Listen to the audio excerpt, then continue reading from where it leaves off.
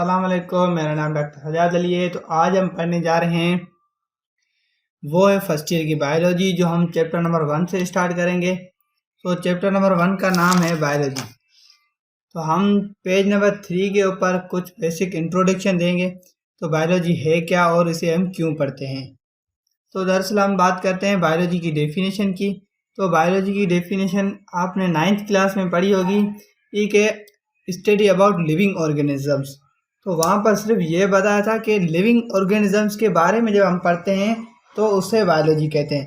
पर यहाँ पर थोड़ा सा डिटेल में बताया है कि यहाँ पर लिविंग थिंग्स के साथ अगर हम नॉन लिविंग की स्टडी करते हैं, जैसे कि ऑक्सीजन हो गई, वाटर हो गया और दूसरी चीज़ें मिनरल्स हो गई, मॉलिक्यूल, दूसरे अदर मॉलिक्यूल्स जो होते हैं उनकी अगर हम स्टडी करते हैं तो उससे भी हम नॉन लिविंग, वो सारे क्या होते हैं, नॉन लिविंग होते हैं।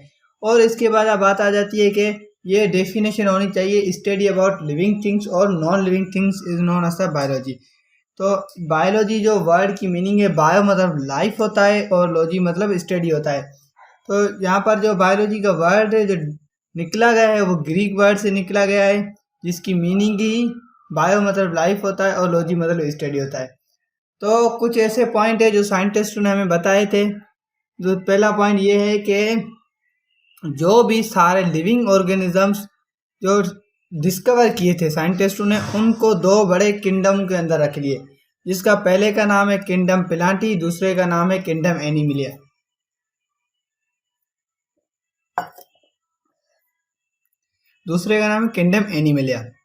तो जो ऐसे प्लांट जो अगर का अपना फूड जो खुद प्रिपेयर करते हैं और दूसरों के ऊपर डिपेंड नहीं होते, वो सारे लिविंग ऑर्गेनिजम्स किंगडम प्लांटी के अंदर रखे गए थे।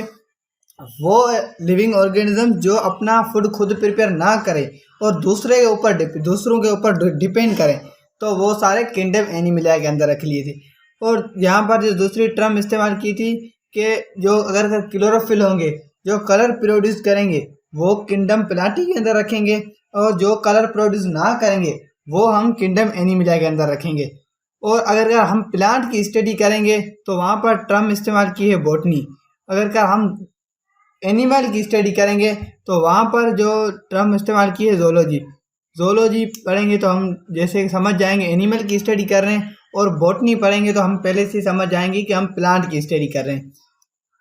और दूसरी बात यह है कि कुछ ऐसे लिविंग ऑर्गेनिजम्स थे जो ना ही किंगडम प्लांटी के अंदर आ रहे थे और ना ही किंगडम एनिमल के अंदर आ रहे थे। तो साइंटिस्टों ने क्या किया, उनको अलग अलग मुख्तलिफ मतलब डिफरेंट ग्रुप के अंदर क्या किया, सेपरेट कर दिया। तो 2 से 5 किंगडम बनाए और पांचों के अंदर अलग अलग सेपरेट कर लिए। जैसे कि सबसे पहला किंगडम आता है वो किंगडम प्रोकैरियोट या किंगडम मोनिरा। इसके अंदर जो आ जाता है वो इसके अंदर जो इंक्लूड है वो है प्रोकैरियोट, जिसकी मिसाल आती जाती है बैक्टीरिया और साइनोबैक्टीरिया। और देखते हैं कि प्रोकैरियोट क्या है। हमें समझना चाहिए कि प्रोकैरियोट क्या है। भाई प्रोकैरियोटिक वो होता है जिसके पास ट्रू न्यूक्लियस ना हो, ट्रू ऑर्गेनल्स ना हो और ना ही मेम्ब्रेन्स हो, तो उसके पास ट्रू न्यूक्लियस ना हो, तो ये होता है प्रोकैरियोटिक। जैसे दूसरा जो आ जाता है किंगडम, उसका नाम है प्रोटोक्स्टा या प्रोटोस्टा। दूसरी बात है कि ये है यूनिसेलुलर और यूकैरियोटिक ऑर्गेनिज्म। इसका मतलब एक सेल वाला होगा और यूकैरियोटिक ऑर्गेनिज्म होगा। यूकैरियोटिक की हम बात करते हैं कि इसके वो प्रोकैरियोटिक सेल था और ये यूकैरियोटिक सेल है। तो यूकैरियोटिक की हम इस तरीके से बात करते हैं कि इसके पास ट्रू न्यूक्लियस भी होगा, ट्रू ऑर्गेनल्स भी होंगे और ट्रू साइटोप्लाज्म भी होगा। और जो ये क्लासीफाई किया गया था एनिमल और प्लांट्स और फंजाई के ऊपर, जो मतलब कुछ ऐसी खसूसियात थी जो मतलब इन तीनों के अंदर नहीं आ रही थी, तो इसके अंदर रख लिए अलग से। जैसे कि यूग्लिना हो गई, पैरामेसियम हो गई और प्लाज्मोडियम हो गई। तो इनकी जो खसूसियात है ना ही किंगडम फंजाई से बिलोंग करती थी और ना ही किंगडम प्लांटी से बिलोंग करती थी। और दूसरी बात है यहाँ पर किंगडम फंजाई। तो किंगडम फंजाई क्या है? किंगडम फंजाई वो है, इसके अंदर अगर नॉन क्लोरोफिल होंगे और मल्टी सेलुलर होंगे, और जिसके इसके बाद जो सेल वाल बनी होगी वो क्या, काइटिन की बनी होगी, तो वो सारे इसके अंदर रखेंगे। जैसे कि नॉन क्लोरोफिल का मतलब है कलर प्रोड्यूस नहीं करेगा। और मल्टी सेल्यूलर मतलब ज़्यादा सेलों से बना होता, सिवाय यीस्ट। मतलब अगर यीस्ट को छोड़कर, तो यीस्ट जो है मल्टी सेल्यूलर नहीं है, यूनिसेल्यूलर है, वो हम आगे पढ़ेंगे। और इसके जो मतलब स्पोर होते हैं वो मोटाइल होते हैं, एक जगह से दूसरी जगह पर जाते हैं, तो इसकी दूसरी जगह पर नहीं जाते। और इसकी दूसरी खास मिसाल आ जाती है, वो है मशरूम। और किंगडम प्लांटी वो है, इसके बाद यूकैरियोटिक आ जाता है। वही बात, यूकैरियोटिक और सेल आता है इसके अंदर, जिसके पास ट्रू न्यूक्लियस होता है, ट्रू ऑर्गेनल्स होते हैं, सब कुछ जो मौजूद होता है, हर चीज़ इसके अंदर प्रेजेंट होती है। और मल्टी सेलुलर होता है, ज़्यादा सेलों से बना होता है। और क्लोरोफिल होता है, इसके अंदर किंगडम प्लांटी के अंदर कलर प्रोड्यूस होता है। और फोटोसिंथेटिक एट्रोट्रॉफ, ये जो अपना फूड जो है खुद प्रिपेयर करता है, दूसरों के ऊपर डिपेंड नहीं होता। और जो इसकी सेल वाल बनी होती है वो सेल्यूलोज की बनी होती है। तो यही इसमें कुछ खसूसियात थी। और ये किंगडम जो है किंगडम प्लांटी, ये आगे हम डिस्कस करेंगे मज़ीद डिटेल के अंदर। और इसकी जो मिसाल आ जाती है वो है moss, fern, pines, apple ETC. तो इसकी ये कुछ मिसाल है। और हम दूसरे किंगडम की बात कर रहे हैं, किंगडम एनिमलिया। क्योंकि ये दो बड़े किंगडम है और मेन किंगडम थे पहले, तो हम इसकी मज़ीद डिटेल में बात आगे करेंगे। और किंगडम एनिमलिया वो है, इसके अंदर यूकैरियोटिक आ जाता है, वही की वही बात। और नॉन क्लोरोफिल का मतलब है इनके अंदर कलर प्रोड्यूस नहीं होता, या ऐसे बोल सकते हैं कि पिगमेंट प्रोड्यूस नहीं होता। और ये सेम बात है, मल्टी सेल्यूलर है। और हेट्रोट्रॉफिक है। हेट्रोट्रॉफिक का मतलब ये है कि वो अपना फूड दूसरों के ऊपर डिपेंड करता है, अपना फूड खुद नहीं प्रिपेयर करता, दूसरों के ऊपर डिपेंड करता है। जैसे कि प्लांट से फूड हासिल करता है, और एनिमल से हासिल करता है। दूसरे मतलब जो जानवर होते हैं, एक दूसरे से मतलब वो फूड प्रिपेयर करते हैं। जैसे कि दूसरी आ जाती है इसके अंदर पॉइंट, नॉन सेल वाल का मतलब है कि इसके पास सेल वाल नहीं होती।